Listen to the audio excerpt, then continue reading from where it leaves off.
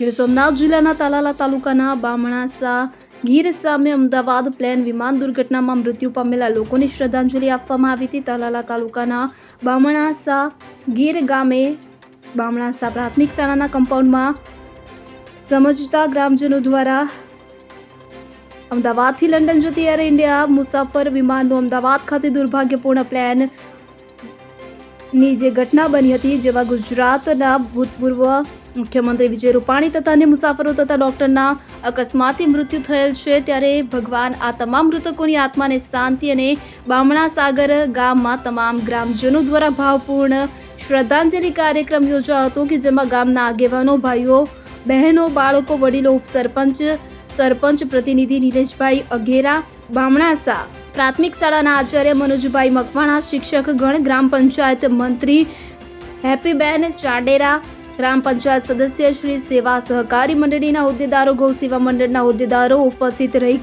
Plane crash દુર્ઘટનામાં મૃત્યુ પામેલા લોકોને શ્રદ્ધાંજલિ અર્પણ કરી હતી. આ દુઃખદ ઘટના નિમિત્તે શાળાના બાળકો તથા આંગણવાડીના બાળકોને સરપંચ પ્રતિનિધિ નિલેશભાઈ અધેરા તરફથી બટુક ભોજન કરાવેલ હતું. આ સમગ્ર કાર્યક્રમ ગામ સમસ્ત રાખવામાં આવ્યો હતો.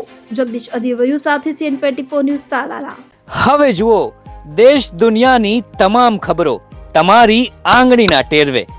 ઉઠાવો મોબાઈલ અને Google Play Store પરથી ડાઉનલોડ કરો અમારી CN24 ન્યૂઝ મોબાઈલ એપ.